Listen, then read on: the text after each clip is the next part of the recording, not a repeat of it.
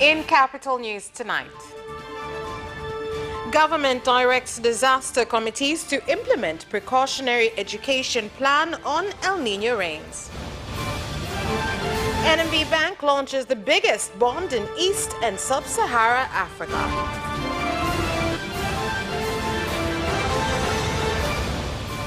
And in sports news, Twiga Stars to host Ivory Coast in the WAFCON qualifier return leg game at Azam Complex on Tuesday.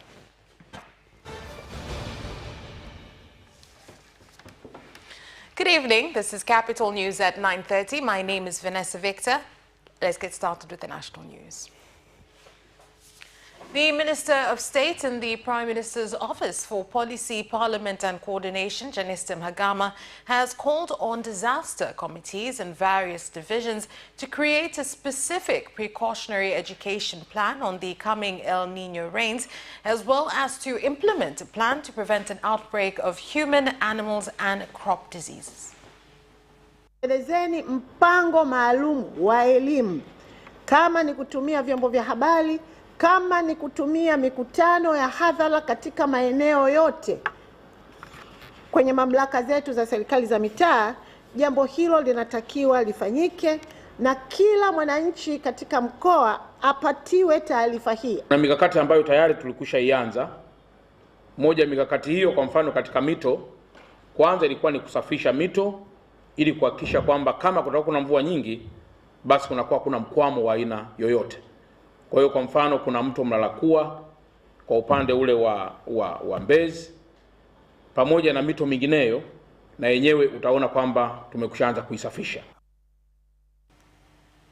Meanwhile, in Morogoro region, the Deputy Minister in the Prime Minister's Office for Policy, Parliament and Coordination, Umi Nderiananga, has called on district and regional leaders not to quickly move citizens living in valleys and dangerous areas that can be affected by the El Niño rains before providing them with the necessary education on how they can be affected and finding them safe places to move to. Lazima tuandae rasilimali. Lazima tuende tukaandae bajeti yetu, tunadhani inakuaje. Lakini kutambua maeneo hatarishi yenye viashiria vya kuathirika na maafa na kuandaa mipango ya kuzuia madhara na kukabiliana na maafa endapo yatatokea. Vile vile wananchi wahimizwe kuhama kwenye maeneo hatarishi na kutekeleza shughuli za kiuchumi na kijamii katika maeneo salama. Sasa sio nimetoka hapa leo mheshimiwa mkuu wa wilaya mmoja au mkurugenzi au dasi. Unajua mvua zilino zinakuwa ni kubwa na zinaweza zikaleta madhara makubwa. Maji yanaweza kuwa maji mengi, yakaleta mafuriko, yakaleta magonjwa. Kwa hiyo sisi cha msingi ni kwenda kujipanga na kutoa elimu kwa wananchi wetu kwamba maji yakija kwa wingi yakileta mafuriko ya namna gani, basi watu waende kwenye miinuko, maeneo ya miinuko au maeneo mengine ambayo yenye usalama zaidi. Kwa kimsingi ni kwenda kuwafanya kwa hamasa wananchi. Tumeshaanza kuainisha maeneo ambayo ni korofi, maeneo ambayo yanapata majanga ya mafuriko wakati wa mvua, na kuweza kuona namna gani na kuweza kupima, kufanya risk assessment ya kwamba ni madhara yanaweza yakawa kwa kiwango gani, ili tuone nini cha kufanya, ikiwemo kutoa elimu kwa wale wahusika ambao wako katika maeneo hayo na kuwashauri nini wafanye, ikiwemo kuondoka katika ile eneo kutokana na jinsi hali itakavyoendelea kuwa. And the government has begun to implement the second phase of the national plan to improve statistics in the country, which will be implemented for 5 years. Saidia kutumika kufuatilia mipango ya dunia na kikanda kama vile SDG. Ndugu waandishi wa habari, mpango huu utaboresha miundombinu ya kitaasisi inayohusisha uboreshaji wa sheria ya takwimu Tanzania bara na Zanzibar, ujenzi wa ofisi ya takwimu katika mikoa ya Lindi, Simiyu na Pemba. Ofisi hizi zitarahisisha uchakataji wa takwimu katika kanda hizi. The World Bank conducted an implementation support mission with NBS and OCGS from September 18th to 25th. So this was second of such support missions, the first one being in February. So in this mission, we took stock of the progress in the implementation of Tanzania's Statistical Master Plan 2. The There was a very fruitful week of discussion with the different teams over the last week. The mission found that progress is being made and has been made in several areas in TSMP2, and it needs to continue or be expedited in several other areas. So we had a very detailed, very fruitful discussion of each of the results area and each of the results indicators. During this week, we set timelines and targets to be achieved, to be met from now until June 2024. And the government has ordered that all minerals be clean and value added to them within the country, as there are 2 large factories with the capacity to process gold that have been completed and are utilizing modern technology. The Minister of Minerals, Anthony Mavunde, said this while visiting GGR factory in Geita that can process 6,000 kilos of gold in a day. Lakini pia nikupongeze kwa maana refinery ina uwezo mkubwa wa usafishaji wa dhahabu kilo 600 kwa siku, ni uwezo mkubwa, na hivyo unahitaji feedstock kubwa ili pia iweze kuthibitisha na kukupa uhalali wa kuweza kupata accreditation ya LBMA. Kwa wajibu wa serikali ni kuhakikisha kwamba kwa nafasi yetu kupitia sera na sheria tutimize wajibu wetu ili mwisho wa siku basi yale malengo makuu yaliyowekwa ya eneo hilo la refinery yaweze kufikiwa. Tuko taratibu kwamba kwa kuwa capacity ya hizi refinery ni kubwa, basi hii dhahabu inaenda nje lazima iwe refined. Na kwa sababu hawapunguki chochote kwanza. Hata kama huyu aliyeko hapa ni wakala, mwenye mali yuko Dubai, maana ndio shida. Wenye mali wengi wako Dubai. Bado thamani itakayoenda ya dhahabu yake ni ile ile, lakini itakiongezwa thamani zaidi. Lakini tutaacha ajira huko. Na large scale miners na medium scale miners pamoja na small scale miners. Na wewe umeona, sitaki kupotezea muda wako, lakini tuko tayari. Na tumeidhibitishia serikali ikiwemo na wizara yako kwamba uwezo wetu wa kusafisha dhahabu ya serikali tumefanya na tumeifikisha Bank of England. Residents of Mtoambu Ward in Monduli district have asked the government to provide answers on the deaths of 2 fishermen at the end of May of this year during a border dispute between Jangwani village and Lake Manyara National Park. Mheshimiwa Mkuu, tuko tayari kukaa, lakini tutakaa tukiwa na amani kama tutaipata miili ya watu wawili waliotupiwa katika hifadhi ya Ziwa Manyara. Pamoja na maafa yale, bado vijana tunategemea kupata kipato kule kwenye Ziwa Manyara. Tunashukuru kwa kuja. Tunaomba leo ungetoa tamko ambalo lingetuacha na amani. Sina tamko sasa hivi. Siwezi kutoa tamko alafu kamati ikaanza kazi. Maana watakuwa wanafanyia kazi tamko langu. Hawatakuwa na uhuru, nitakuwa nimewafunga mikono. Mimi nataka niwape uhuru, waje na jambo, watueleweshe, tutoke tuje hapa nalo. Na hili la kupotea majini lote ili kamati itafanyia kazi. The governor of the Bank of Tanzania, Emmanuel Tutuba, has called on people hiding dollars with the intention of waiting for the value to increase so as to get a profit, to let the notes return to the business circulation and alleviate the USD shortage in the country. Kuna baadhi ya watu wanahitaji dola labda kwa siku zijazo, lakini wanaanza kuzitafuta sasa. Hao ndio wanasababisha pressure ya mahitaji ya dola kwa sasa. Na tumesikia kuna baadhi ya watu wameanza kuzificha wakidhani kwamba zitaendelea kupanda bei. Na sisi kwa sababu tunaendelea kununua dhahabu na fedha tunayopata ile dola tunaingiza kwenye uchumi, tuhakikishie kwamba dola zitaendelea kuongezeka kwenye mzunguko wa kiuchumi.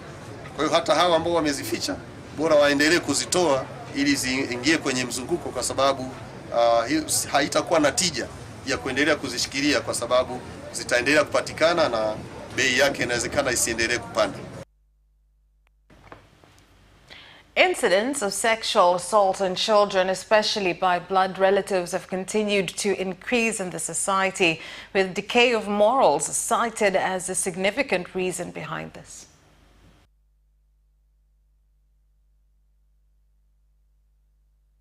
Unasababisha matukio ya ukatili Leo tunaona watoto wadogo wanabebwa na wazazi na walezi, wanapelekwa mahala ambapo wanakwenda kufanya vitu ambavyo sio vya umri wao.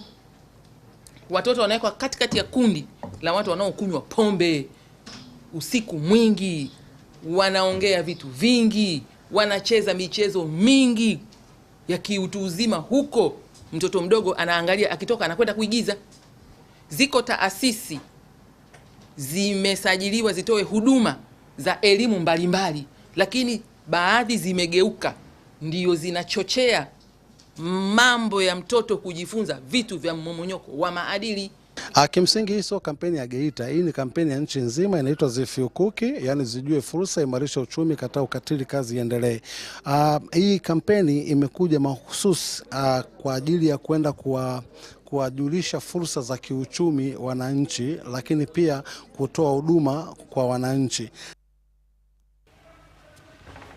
And that is all for the national news. Business news is up next.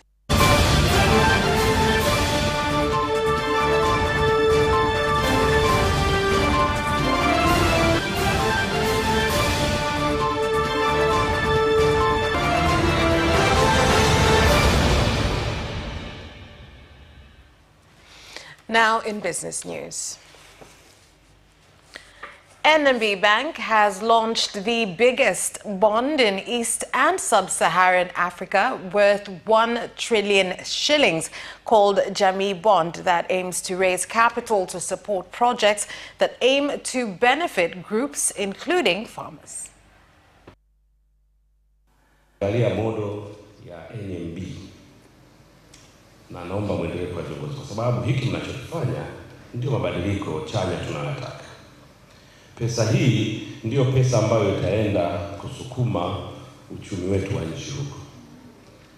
Bondi hii ndio inaenda kuwapa opportunity watu walioko mpaka vijijini, kwa sababu benki yenu ina matawi mpaka kwetu.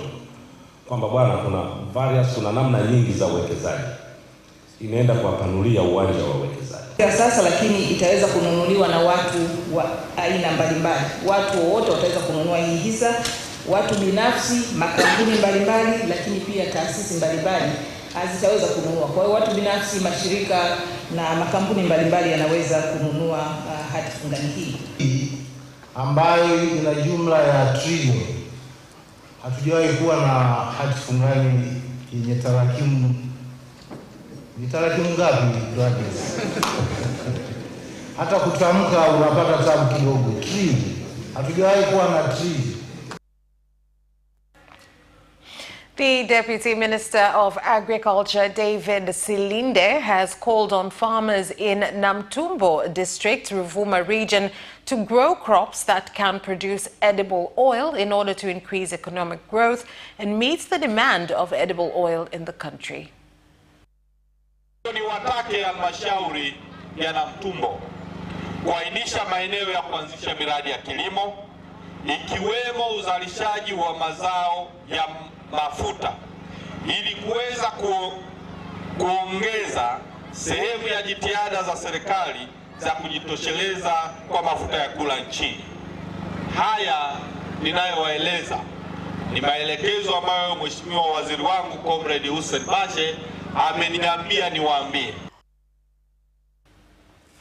Evolution of cake varieties contributed by advancement in technology and access to ingredients have stimulated competition in the Tanzanian market, a situation that has opened opportunities for entrepreneurs to venture into the industry.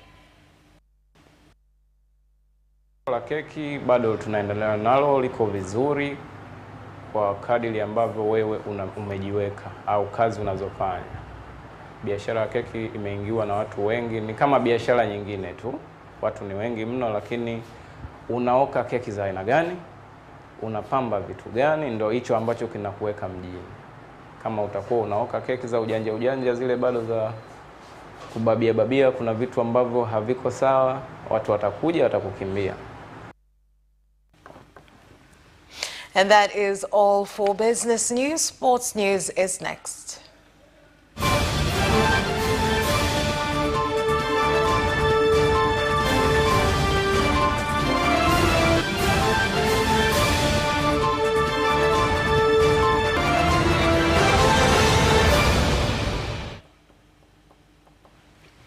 Now in sports news. The Twiga Stars coach Bakari Shime is confident his side will have an aggregate win in the WAFCON qualifier against Ivory Coast to be played on Tuesday at Azam Complex after losing 2-0 in the away leg. Niliridhika na performance ya wachezaji wangu kwenye mchezo wa kwanza kwa asilimia kubwa sana, walifuata maelekezo. Na moja kati ya jukumu ambalo tuko nalo ni kuhakikisha kwamba tunaitoa mechi kule na kuirudisha nyumbani. Kwa hiyo bado mechi iko hai na naamini kabisa mpango ambao tutaingia nao kesho utaweza kutupa nafasi ya kupata magoli ambayo tunahitaji na sisi na hatimaye kuwatoa na kusonga mbele. Kama alivyosema mwalimu, tumeingia kwenye mchezo ule wa kwanza tulikuwa tufahamu chochote kuhusu wao, lakini sasa hivi tuna advantage, tunajua wanavyocheza. Kwa hiyo kupitia benchi yetu la ufundi tutafuata maelekezo kama alivyotufundisha. And the Berlin Marathon second runner-up, Magdalena Shauri's manager, John Manyama, has said the athlete, who has also qualified for the Olympics, aims to win a medal in the Olympics as a gift to President Dr. Samia Suluhu Hassan. Ana hamu ya kutaka kushinda medali ya dhahabu ya Olimpiki ikiwezekana, na ndio sababu kule ameenda kukimbia kwa nguvu zake zote aweze kuqualify. Kwa sababu kama asingekimbia pale akapata hiyo time, ina maana angeanza tena mazoezi ya kawaida au mazoezi mengine aweze kuqualify. Lakini kwa kweli na imani kwa Magdalena ataweza kufanya vizuri sana kwenye Olimpiki tukianza matayarisho yake sasa hivi. Na Magdalena sasa hivi ninavyofikiria ni kwamba akianza mazoezi apate mashindano mengine mwezi wa 4. And the National Netball Association has confirmed the second division league will take place in Katavi as part of measures to raise awareness of the sport in the country. Kwa hiyo hii ni hamasa hata kwa vijana wetu, hata kwa walioko mtaani wakubwa, ili wauone huo mchezo, kwa sababu kama timu ipo na timu zingine hizi zipo zimekuwa zikicheza kila siku. Kwa hiyo tunaenda kuimarisha netiboli, na hiyo ndio nia dhabiti kabisa ya kupeleka kule, kwamba mchezo unatakiwa uchezwe maeneo yote ya Tanzania. Hatuwezi kusema waje Dar es Salaam kwamba Katavi ni mbali. Je, anayetoka Katavi kuja Dar es Salaam yeye kwake sio mbali? Kwa hiyo ndio hilo tumeona kwamba kila mmoja apelekewe unafuu kwa kiasi fulani ili kuweza kumsaidia. And that sports item ends our news bulletin. On behalf of everyone who worked to bring you this bulletin, my name is Vanessa Victor. Thank you for watching. Have a good night.